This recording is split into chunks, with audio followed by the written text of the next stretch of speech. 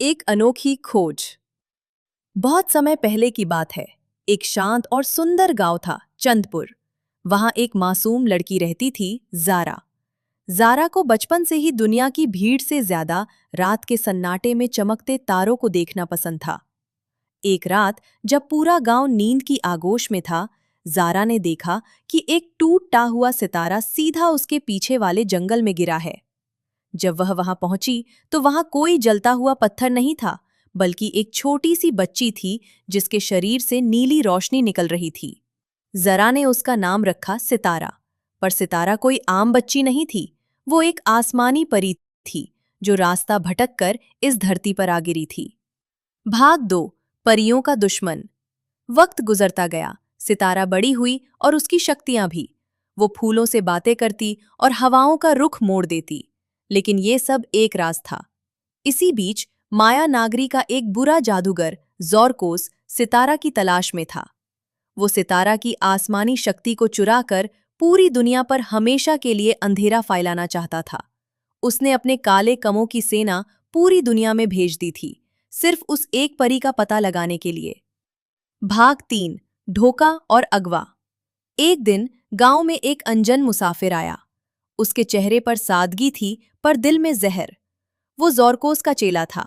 उसने बड़े प्यार से जरा और सितारा का भरोसा जीता, और एक शाम मौका मिलते ही सितारा को बेहोश किया और उसे माया नागरी ले गया। जब जरा को होश आया, उसका दिल टूट चुका था, मगर उसने हार नहीं मानी। उसने अपनी बहन जैसी सितारा को बचाने के लिए दुनिया के सबसे खतरनाक रास्ते पर चलने का फैसला किया। भाग 4। कांच का जंगल और बोलती नदी। माया नगरी का रास्ता मौत के बराबर था। सबसे पहले आया कांच का जंगल। वहां के पेड़ और पत्ते शीशे के तरह नुकीले थे, जो एक छोटी सी चूक होने पर शरीर को चीर सकते थे। रास्ते में एक बोलती नड़ी ने उसका रास्ता रोका। नड़ी ने कहा, मैं तुम्हें तभी आगे जाने दूंगी जब तुम मुझे कोई ऐसी चीज दोगी जो मेरे पास नहीं है। जरा ने थोड़ा सोचा और अपने रुमाल में अपने आंसू बचाकर नड़ी में डाल दिए।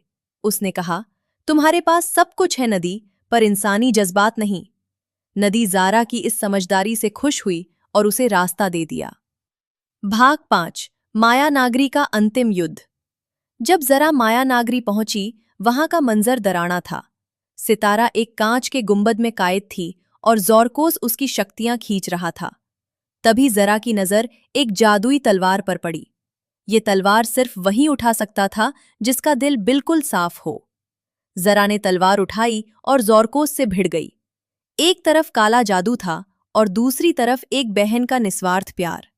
जब ज़ोरकोस ने आखिरी हमला किया तो सितारा ने गुस्से में गुंबद तोड़ दिया। दोनों की मिलकर लगाई गई ताकत ने ज़ोरकोस को हमेशा के लिए एक पुराने पत्थर के पेड़ में कैद कर दिया।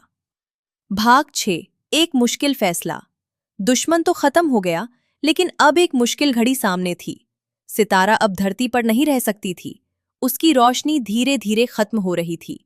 उसे वापस आसमान में जाना ही था। दोनों ने एक दूसरे को गले लगाया।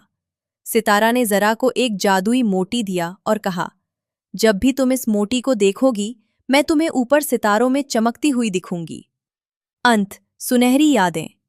एक तेज रोशनी के साथ सितारा आसमान में विलीन हो गई। जरा वापस अपने गांव आई, लेकिन अब वो एक साधारण लड़की नहीं थी। वो चंदपुर की सबसे बहादुर और समझदार महिला बनी। आज भी जब गांव के बच्चे रात को आसमान की तरफ देखते हैं, तो जरा उन्हें सितारे की बेटी की कहानी सुनती है, ताकि उन्हें याद रहे कि प्यार और हिम्मत से बड़ा कोई जादू नहीं होता।